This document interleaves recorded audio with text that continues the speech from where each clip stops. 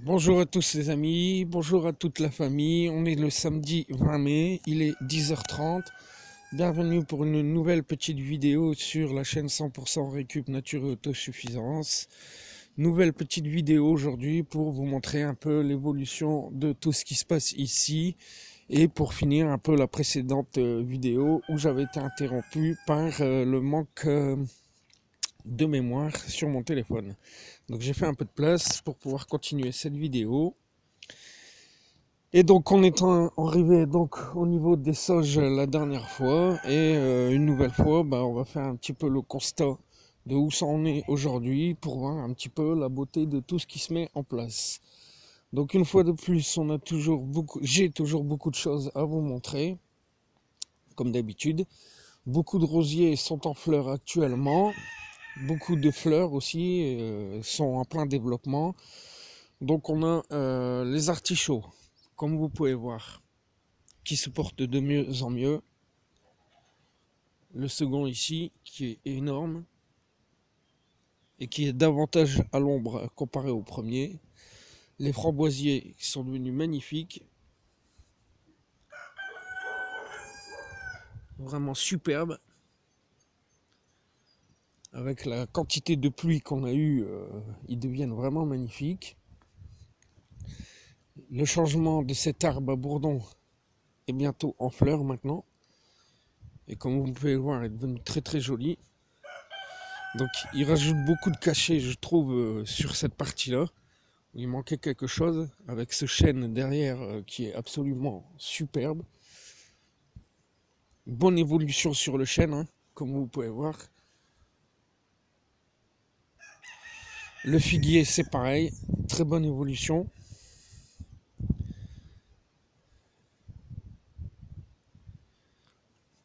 Mes rosiers dans la ligne, qui vont très très bien, comme vous pouvez voir. On a un petit rosier qui nous a fait une fleur blanche, hein, souvenez-vous. J'étais très inquiet pour celui-ci. Et au final, avec l'abondance de pluie, il a bien repris en aisance. Rosier du fond, lui, va arriver en fleur aussi. Le rhododendron, toujours en fleur. Le camélia en feuillage. Au fond derrière, on aperçoit les lys géants de la porcherie. Les bassins floraux vont très très bien. Les noisetiers vont très très bien. C'est vraiment une opulence de vie en ce moment qui se diffuse ici à mon jardin, hein, grâce à l'abondance des pluies. Les roses trémières vont très bien. Les fraisiers qui ont été implantés commencent à faire des fruits. Les cœurs de Marie vont très bien. Mon bassin avec les dahlias, c'est pareil. Ça va très très bien, comme vous pouvez voir. Une belle hauteur là sur les dahlias, ainsi que les nouveaux qui ont été implantés, hein.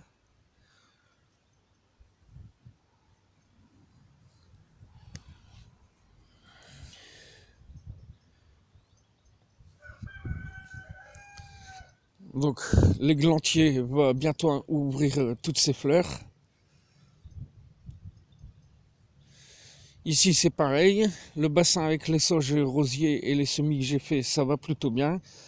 Alors les semis ont été loupés malheureusement, il y a peut-être 2 ou 3 trucs qui ont pris, mais bon c'est pas très grave, vu que j'y ai mis quelques sauges, de l'origan et le rosier, donc ça va plutôt bien eux aussi. Ensuite devant l'enclos à Mireille, c'est pareil, il y a du changement en ce moment, tout arrive en fleurs, les rosiers vont nous montrer leurs fleurs.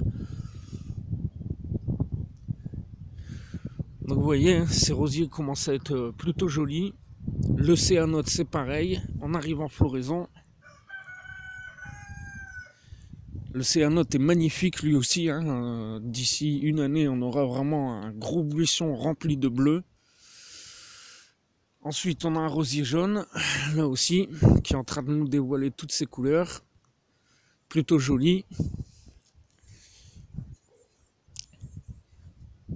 Donc ensuite, tout ce qui est sur cette partie-là, c'est en cours de développement. Le mimosa est en train de devenir vraiment magnifique. Il est en train d'atteindre les 1,73 m maintenant, ma taille à peu près. Hein. Belle évolution pour ce mimosa, hein, superbe. Le premier bassin floral avec les pivoines et les arômes a été désherbé. Et comme vous pouvez voir, les arômes vont plutôt bien. On commence à avoir quelque chose de magnifique. Des jolis pieds d'arômes qui commencent à être bien fournis. Bon, les pivoines, elles prennent en taille, mais je pense qu'elles ne fleuriront pas cette année. Ça a été trop tard. Mais déjà, elles commencent à être plutôt jolies. Hein.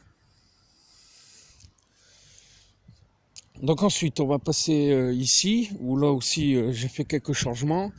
Je suis venu implanter un chèvrefeuille rose et un jasmin. Alors là aussi, ça n'a pas été simple, parce que cette partie, étant à l'abri sous la toiture, elle ne reçoit quasiment jamais d'eau. Alors que la partie ici, où il n'y a pas de gouttière et où l'eau s'évacue du toit, il y a tout le temps une eau qui stagne un peu ici et qui s'évacue ensuite dans le terrain ou là-bas vers le pré. Donc il fallait trouver une solution pour limiter les arrosages et apporter de l'eau au niveau du jasmin et du chèvrefeuille. Donc j'ai fait une tranchée autour du poteau, comme ceci. Et là-bas, je suis venu enterrer un drain, donc qui est un tuyau strié, afin de récupérer l'eau. Et donc je me suis dit que ça pouvait amener de l'eau à cette partie-là directement pour pouvoir arroser le jasmin. Donc je suis venu implanter mon drain. Donc il y a une sortie à peu près à cet endroit-là, sous terre, et une seconde sortie à peu près à cet endroit-là, qui va directement arroser les pieds. J'ai ensuite recouvert le drain de un bon 10 cm d'épaisseur de galet, afin de ne pas boucher les stries du drain. J'ai rebouché avec la terre. Avant de reboucher avec la terre, j'ai fait le test à l'arrosage. Et donc ça marche bien. Ce drain capte l'eau et vient le rediffuser là-bas. Ce qui fait que du coup pour les apports et les besoins du jasmin, c'est juste idéal. Parce que le jasmin, il lui faut une terre bien drainée, mais qui ne soit pas noyée en eau. Et comme on a de la terre argileuse ici, et en plus sur une partie sèche, ça posait problème. Donc là maintenant, grâce à la pluie qui tombe et au drain qui récupère l'eau, ça va l'arroser suffisamment pour qu'il y ait de l'eau, mais pas en trop grosse quantité. Donc maintenant, j'espère que ça va porter ses fruits. Et je pense que oui, parce que le jasmin est en train de me montrer ses premières petites fleurs. Donc c'est très discret, mais ça arrive tout doucement. Et je pense que j'arriverai à obtenir une floraison grâce à l'emplacement stratégique. Et ici, ce chèvrefeuille rose, il est en attente pour l'instant, issu de la récup. Donc il était assez vieux, ça faisait longtemps qu'il était à l'endroit où il était. Donc maintenant, il n'y a plus qu'à espérer qu'il arrive à se fortifier et à reprendre à l'emplacement où je l'ai mis. Affaire à suivre. Ensuite, mes budélias vont très très bien. Comme vous pouvez le voir. On se rapproche des 1 mètre tout doucement pour les deux premiers. Je les ai retaillés parce qu'ils étaient un peu en train de se fatiguer avec une multitude de branches. Donc je les ai taillés afin d'alléger leur croissance et leur reprise. Et ça leur a été bénéfique, ils m'ont fait de la hauteur. Bon, ensuite, j'ai réussi à avoir maintenant 2 récupérateurs d'eau que j'ai nettoyés. Et qui vont me servir tout simplement à récupérer l'eau en plus de la mare. Ici, je suis venu un peu nettoyer pour surélever mes outils par rapport à l'humidité. Donc maintenant, ça fait plus propre, c'est plus fonctionnel. On va passer ensuite derrière.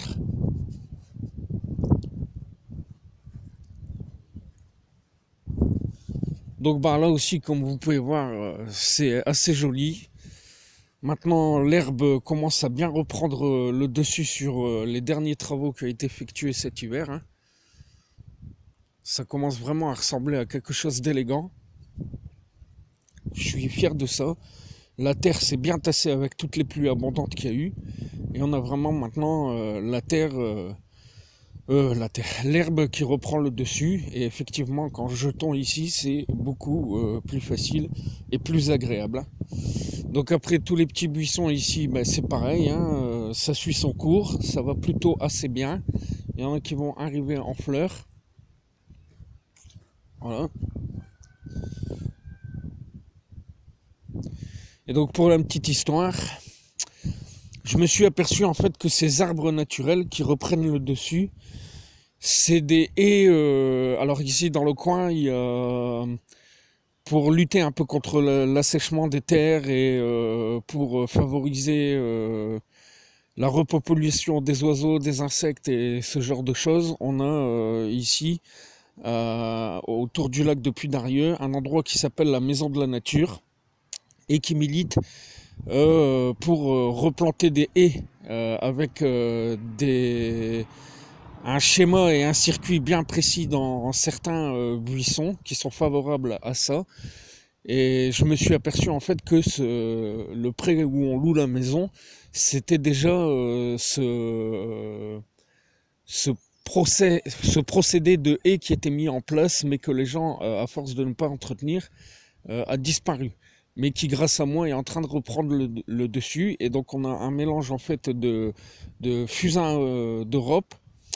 Un autre là, celui-là, je me souviens plus le nom. On a du frêne, du cognacier, de l'aubépine et des aglantiers. Et encore un autre dont je me souviens plus le nom. Mais en fait, c'est un schéma classique et typique qui rejoint ce procédé de la Maison de la Nature qu'ils essayent de faire découvrir ici. Et donc, bon, bah, je suis assez content de ça. J'ai la chance d'en avoir un ici. Et maintenant, il va falloir le remettre en valeur et lui faire reprendre le dessus afin que le naturel reprend le dessus. Hein. Donc ensuite, sur cette partie-là, les frênes vont plutôt bien. Ils sont en joli développement. J'ai dû abattre un autre arbre, malheureusement, qui était vraiment en train de pourrir sur place. Alors là aussi, ça m'a fait un peu... C'est un vieux cognacier. Alors ça m'a fait un peu mal au cœur d'un côté de le tomber parce qu'il y avait encore un semblant de vie. Mais d'un autre côté, je suis assez content parce que ça m'a permis de ravoir un grand visuel sur cette façade où prochainement je vais venir déposer une affiche, une grande bâche, une grande publicité qui fera la publicité pour mon travail en espace vert et qui du coup écrit en gros, hein, je vous ferai voir ça, et que du coup les gens quand ils arriveront de la route principale qui est là-bas, ils ne pourront absolument pas le louper. Ils seront obligés de le voir et j'espère que j'aurai des bons retours sur cette petite publicité là. Donc voilà pour la petite parenthèse. Donc après les frênes, bah, comme vous pouvez voir, ils sont absolument superbes, magnifiques. Donc je rappelle, hein, les frênes qu'ils ont là quasiment à peine 3 ans de croissance. Hein. Donc vraiment une très très belle évolution pour ces frênes, en sachant qu'ils ont été épointés une première fois. Hein.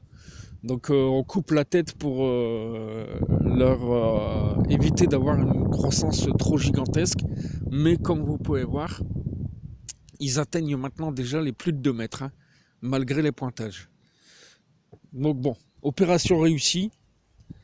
Ensuite, on va se diriger sur le devant, où là vous allez voir aussi, ça commence à être assez joli, assez magnifique.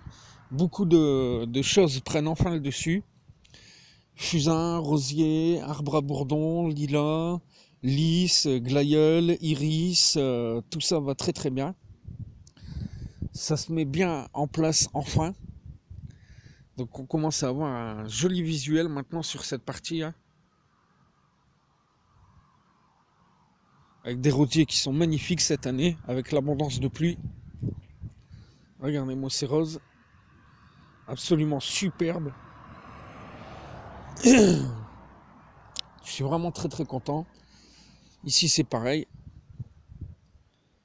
Des roses magnifiques et des senteurs hyper prenantes. Ensuite, pour ce qui est du sonadium. Bon bah, voilà, hein, comme je vous l'avais dit, explosion de fleurs. Hein. On est à sa 2e floraison. Et comme vous pouvez voir, c'est vraiment incroyable la quantité de fleurs que le Sonadium peut produire.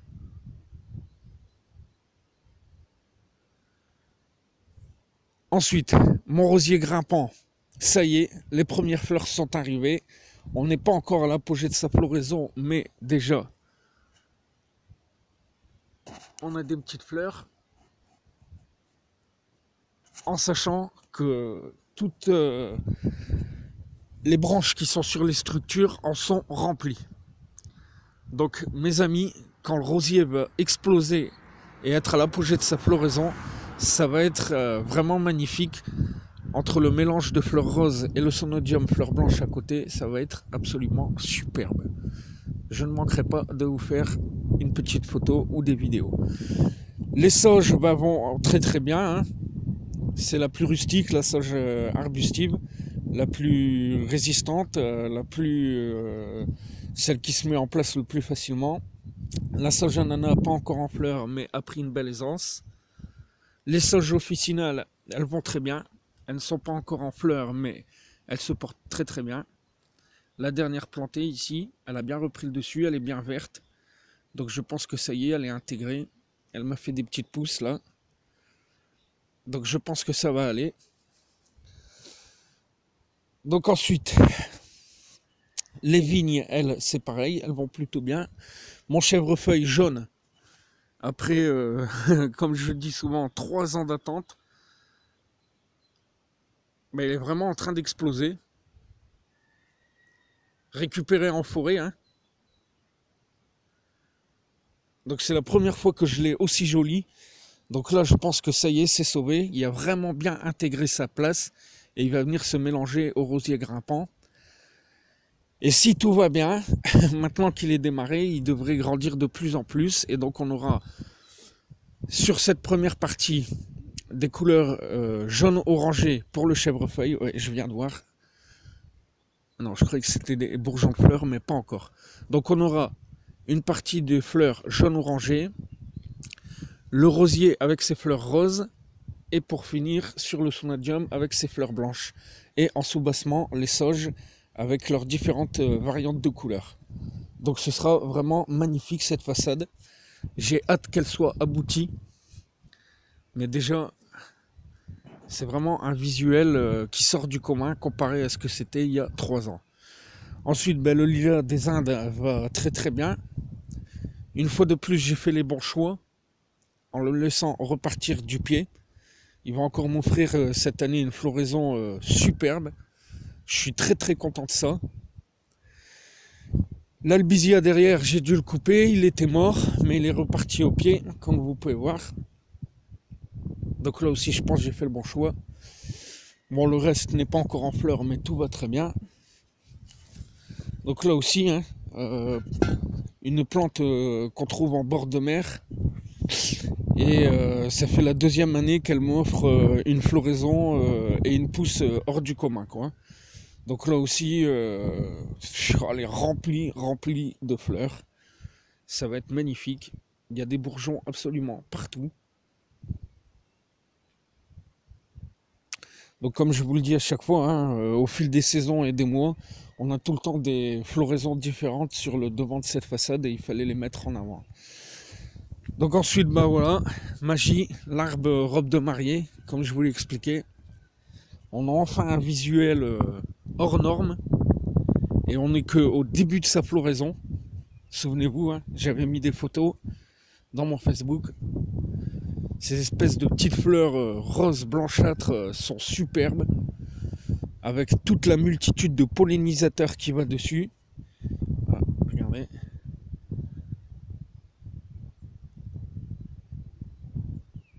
Le bourdon, c'est absolument superbe. Vraiment magnifique. Il est... et puis il sent aussi, mais il est vraiment magnifique. L'entretien lui a fait vraiment beaucoup de bien. Et il nous dévoile toute sa beauté.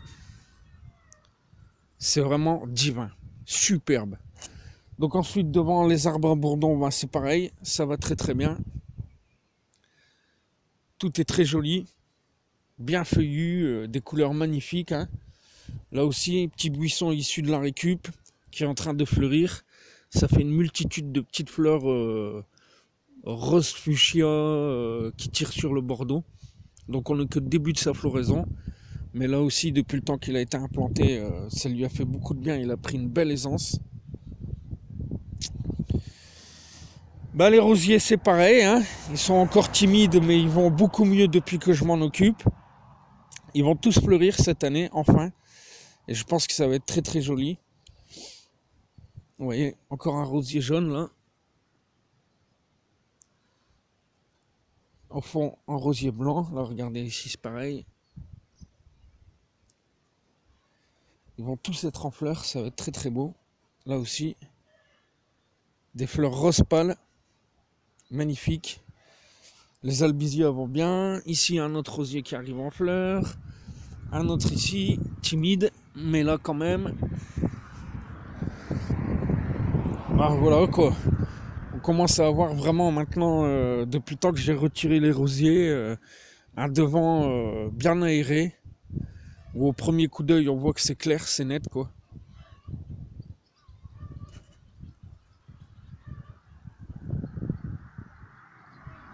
C'est vraiment très très beau. La pivoine qui était mise en place ici, eh ben, cette année, elle a explosé avec l'abondance de pluie et elle est absolument superbe. L'odeur est divine, elle est vraiment magnifique.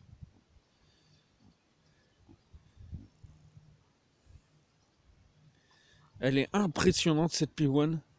C'est la première année où elle est aussi énorme. Donc la pluie a vraiment été très bénéfique.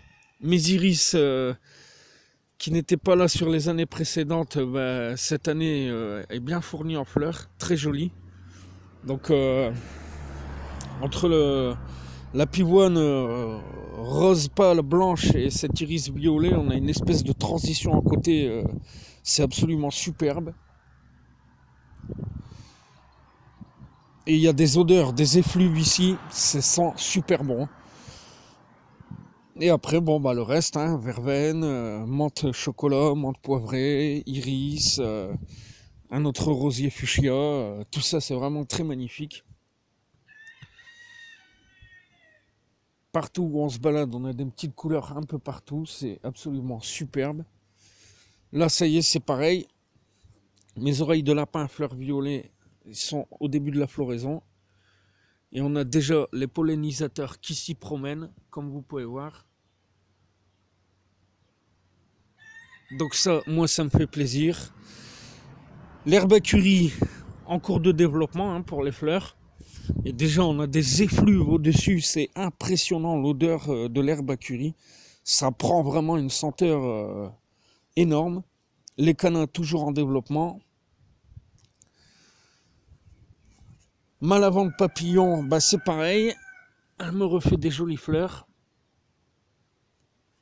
Elle s'implante bien, l'origan, camélia, les glaïeuls que j'ai rajoutés, enfin voilà. Hein.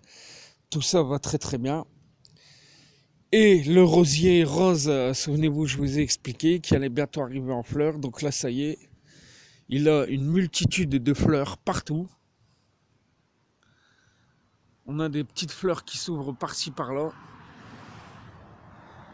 Et donc là aussi, on va avoir un visuel sur cet angle qui va être absolument superbe.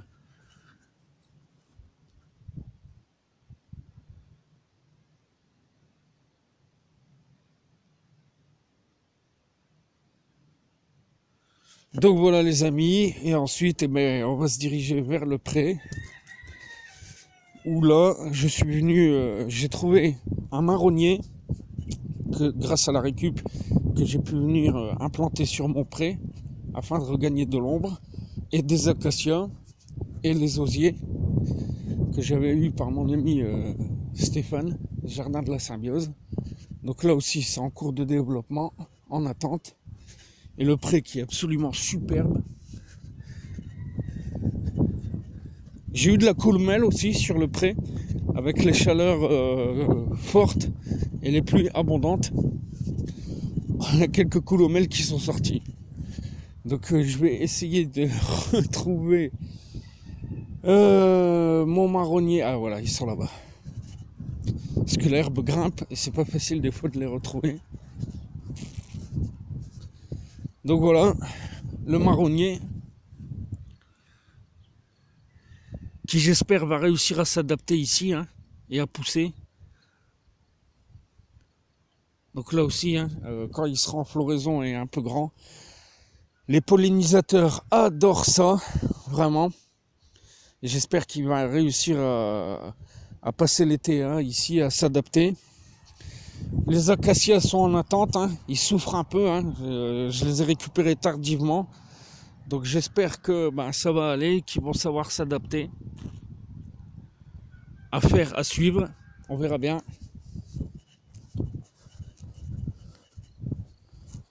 Alors on va se diriger sur les osiers. Donc quelques-uns n'ont pas pris, malheureusement. Ils végètent un peu. Et d'autres ont vraiment fait du feuillage déjà. Je vous l'avais expliqué, hein, ce qui est quand même plutôt une belle réussite.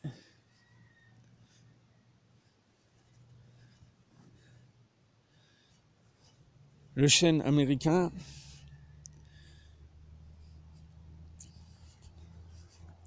Celui-là en attente. Celui-là a pris. Un autre qui semi-végète. Je sais pas trop ce qu'il me fait. Ensuite, un noyer. Je pensais qu'il allait mourir. On verra bien. Il n'a pas l'air en grande forme, mais il me fait de la jeune pousse quand même. Donc il y a peut-être une chance pour qu'il arrive à s'adapter à cet emplacement. Il était dans le fossé. Et les autres acacias, c'est pareil. Je sais pas trop ce qu'ils vont faire. Mais j'ai bien peur qu'ils n'arrivent pas à s'adapter au changement de place. Je m'y suis pris trop tardivement. Et ensuite, on va finir sur les sols pleureurs, au niveau de la mare. Et vous allez voir, cette année, ils sont superbes.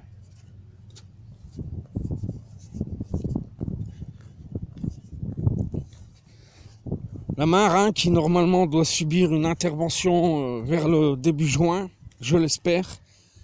Enfin, on verra. Bon, vous voyez, déjà la mare, elle est bien en eau. Alors on y retrouve de la vie maintenant dedans. Hein. J'ai commencé à voir des tritons, des larves de libellules, les punaises d'eau géantes, ce qui montre des bons signes et que la mare va mieux. Donc, affaire à suivre, on verra. Et mes sols pleureurs, vous allez voir, ils ont bien repris le dessus, ils sont jolis. Sol pleureur tortueux. Sol pleureur traditionnel. Enfin, il redevient magnifique. J'espère tellement qu'il va prendre et qu'il va être magnifique, quoi. Parce que les sols pleureurs classiques sont les incontournables des mares. Et ça vous offre vraiment un panache et un visuel et un cachet sur votre mare. Ça, c'est vraiment ce qu'il faut avoir quand on a une mare, quoi. Il n'y a pas de détails là-dessus. Donc, affaire à suivre. Et puis, le sol blanc derrière qui, lui, est monstrueux.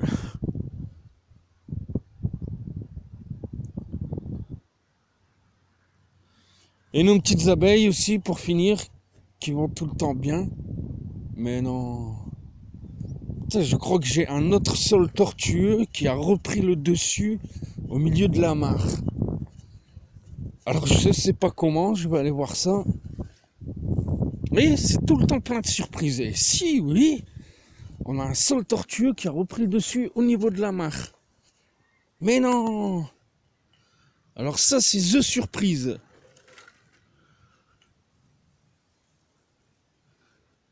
Alors ne me demandez pas comment, j'en sais rien. Mais on a un sol tortueux au milieu de la mare qui est là. Et j'en sais rien comment ça se fait. Donc vous voyez, la vie trouve toujours un chemin. C'est très bon à savoir. Ça fait 3 ans que c'est ici, je l'avais jamais vu. Et là, voilà. Excellent. Bon, voilà. Bonne petite nouvelle. Il faudra que je le surveille quand il va faire les travaux. On en reparlera. Et donc pour en revenir à ce que j'allais dire, nos petites abeilles vont bien et on a même une bonne nouvelle. On va avoir une deuxième ruche normalement. Toujours on va aller voir la première.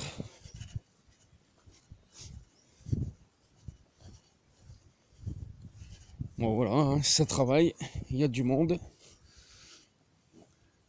Je l'avais montré dans ma précédente vidéo. Nos petites abeilles vont bien. Il y a du monde qui travaille.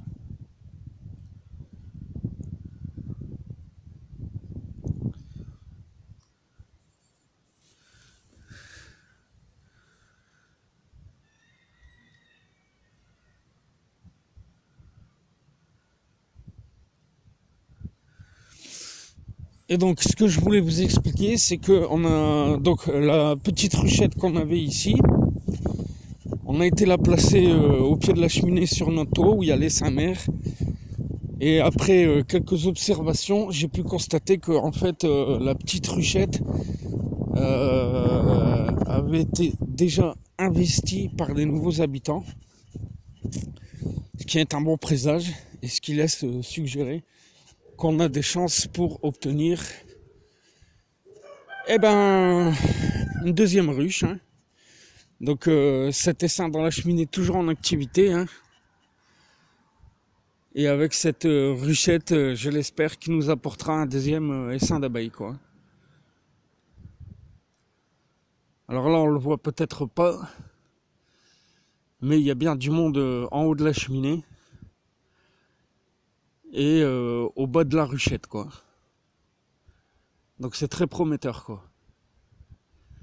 Donc voilà les amis, voilà la famille, nouvelle petite vidéo bien remplie, bien fournie.